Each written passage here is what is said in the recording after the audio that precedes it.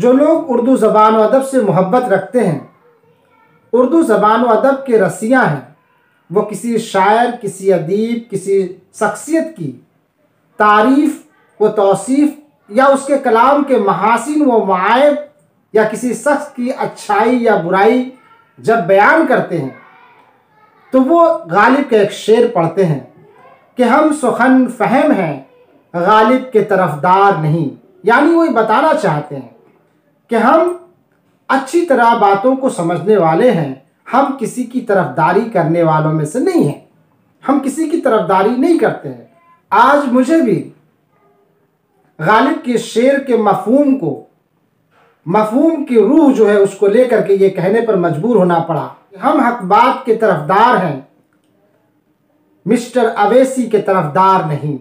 अवैसी साहब का लहजा ले लीजिए, उनका अंदाज़ बयान या उनकी मुदल्लल गुफ्तगू करने का तरीका, कुछ तो उनमें खुदा लगती बातें हैं जो दिलों को अपना गर्वेदा बनाती हैं, उनकी जानिब मतवज्जो करती हैं और ठहर कर उनको सुनने पर मजबूर करती हैं। तो दोस्तों, मैं हूं महमूद रियाज और आप देख रहे हैं मेरा यूट्यूब चैनल गालिब हिंदुस्तानी।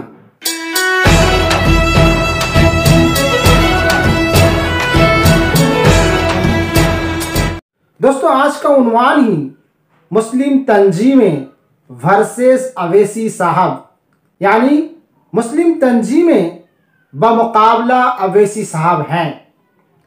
दोस्तों, इस तरह का उन्वान कायम करने का मेरा एक वाज़ेह मकसद है। अगर इस वीडियो को आखिर तक आप देखेंगे तो मेरा वाज़ेह मकसद आप पर भी वाज़ेह होता चला जाएगा। गुजारिश है कि मेरे वीडियो को आखिर तक देखें। एक गुजारिश और है कि मेरे इस YouTube चैनल गालिब हिंदुस्तानी को ज़्यादा से ज़्यादा सब्सक्राइब करें और लोगों तक पहुँचाएँ, क्योंकि मैं समाज, मुआशरे और अपने अजीज़ तलबा व तालिबात के लिए ये वीडियो बनाता हूँ और ये YouTube चैनल लेकर आया हूँ।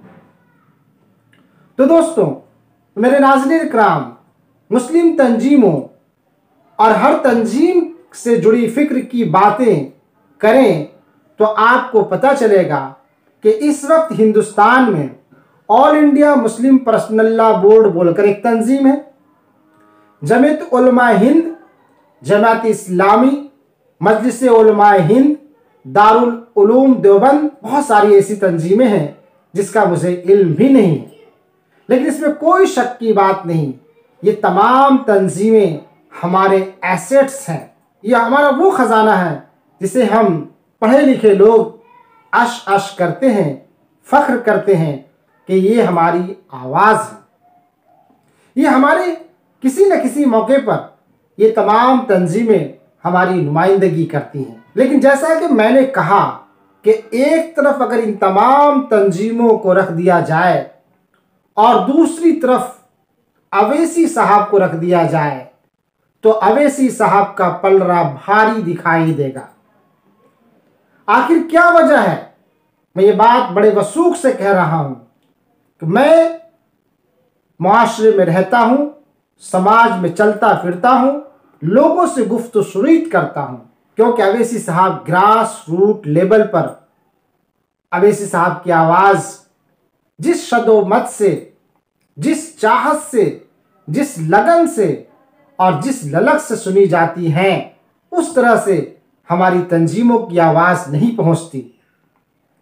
इसीलिए मैं कह रहा हूँ कि अवैसी साहब एक ब्रांड है, हमारी तंजीमें, इसमें कोई दो राय नहीं कि देवबंद की तारीख बहुत पुरानी है। देवबंद एक फ़िक्र का नाम है, एक तहरीक का नाम है, जिसने अंग्रेज़ों से लोहा लिया और हमारे लाखों उलमाए कराम ने इस मुल्क को आज़ाद कराने के लिए अपनी जान की कुर्बानियाँ पेश की। इसमें कोई दो राय नहीं। लेकिन मैं जिस तरफ आपको इशारा कर रहा हूँ वो है ग्रास रूट लेवल की। अवैसी साहब की आवाज़ आखिर क्या बात है कि आज हिंदुस्तान के चप्पे चप्पे में, गलियों में, कूचों में, मोहल्लों में, इलाकों में, रिक्शा वालों के दरमियान, वैन कूलर के दरमियान, टोटो ऑटो वालों के दरमियान उनकी आवाज़ें, उनकी गुफ्तगू, उनकी बातचीत, उनका लहजा, उनका तरीका, ये तमाम बातें सुनी जाती हैं, क्योंकि मैं इन तमाम गाड़ियों में सफ़र करता हूँ और उनसे उनकी तमाम बातों को मैं सुनता हूँ। लेकिन कहीं पर ये हमारा रिक्शा पुलर, ये हमारा वैन टानने वाला, ये हमारा टैक्सी ड्राइवर, ये हमारे आम पब्लिक न हमारी किसी भी मुस्लिम तंजीमों का नाम तक नहीं लेती, न जानती हैं। इसलिए मैं ये कहता हूँ कि मुस्लिम तंजीमों को अगर एक तरफ रख दिया जाए और अवैसी साहब को अगर एक तरफ रख दिया जाए तो अवैसी साहब का पलड़ा भारी दिखाई देगा। आज हिंदुस्तान के माहौल में ज़रूरत इस बात की है कि हमारी मुस्लिम तंजीमें जितनी भी हैं बड़ी बावकार और पुरवकार हैं, मुझे इसमें कोई दो राय नहीं है, उनकी अपनी कुर्बानियाँ हैं, लेकिन घर घर पहुँचने की जहाँ तक बात है और ग्रास रूट लेवल तक अपने असर व रसूख कायम करने की जहाँ तक बातें हैं, वो खाल खाल देखने को मिलता है। यही वजह है कि मैं कहता हूँ कि मुस्लिम तंजीमों को चाहिए, मेरा मशवरा है, ये अदना सा मशवरा है, इस नाचीज का मशवरा समझ लीजिए, जिसकी आवाज़ बहुत नहीफ और कमज़ोर है, जो किसी प्लेटफॉर्म पर रहकर के अपनी आवाज़ को उठा नहीं सकता, बोल नहीं, उसकी रसाई नहीं है, लेकिन मैं अपने यूट्यूब चैनल के जरिए अपने मुल्क और अपनी मिल्लत की खातिर, जो हमारे मुल्क की भलाई के लिए हो, जो हमारी मिल्लत की भलाई के लिए हो, उसके लिए मैं कहता हूँ कि आपने, हमारी तंजीमों ने सियासी प्लेटफॉर्म को कायम नहीं किया। सियासत हमारे मज़हब का एक हिस्सा है। हमारे नबी करीम सल्लल्लाहु अलैहि वसल्लम की सारी ज़िंदगी, सीरत तैयबा को अगर आप उठाकर देख ले तो उन्होंने सियासत से काम लिया है, हिकमत अमली से काम ली है। मज़हब ने कभी भी सियासत करने से और हिकमत अमली अपनाने से मना नहीं किया। आज हिंदुस्तान के इस माहौल में, जबकि आज़ादी के 75 साल हो गए हैं, हमारे यहाँ हिकमत अमली की कमी पाई जाती है। हमारे यहाँ सियासत का नामो निशान तक देखने को नहीं मिलता है। हम गुजारिश करते हैं कि अवैसी साहब के साथ आप गले से गले मिल करके, कदम से कदम मिला करके आगे बढ़ें और खुद भी आगे बढ़ें और उनको भी बढ़ने में मदद दें। मैं अवैसी साहब की, मैंने बार बार कहा, इससे पहले के वीडियो मैंने बनाया कि मैं अवैसी साहब का तरफदार नहीं हूँ, लेकिन मैं अपने हिंदुस्तान के अंदर ये गैर भी चाहते हैं कि हमारी क़यादत सामने आए। जो सेकुलर लोग हैं, जो सेकुलर आवाम है, वो चाहते हैं कि सेकुलर आवाम लोग मिलजुल कर हिंदुस्तान के अंदर रहें। तो मिलजुल कर रहने का मतलब यही होता है कि हम अपनी मिलजुल कर क़यादत भी करें।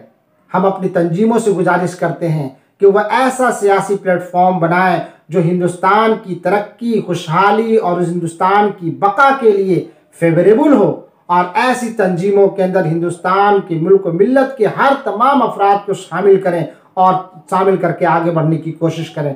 उम्मीद है कि हमारा ये वीडियो आपको पसंद आया होगा। अगर ये वीडियो आपको पसंद आता है तो इस वीडियो को ज़्यादा से ज़्यादा लाइक करें और शेयर करें और सब्सक्राइब करें। मेरा चैनल गालिब हिंदुस्तानी को ज़्यादा से ज़्यादा लाइक और सब्सक्राइब करें, क्योंकि मेरे चैनल का मकसद ही है समाज की खिदमत करना, समाज के अंदर इस्लाह पैदा करना, अपने अजीज़ तलबा व तालिबात के लिए राहें हमवार करना। तो दोस्तों, फिर मिलते हैं किसी नए वीडियो में किसी नए टॉपिक के साथ।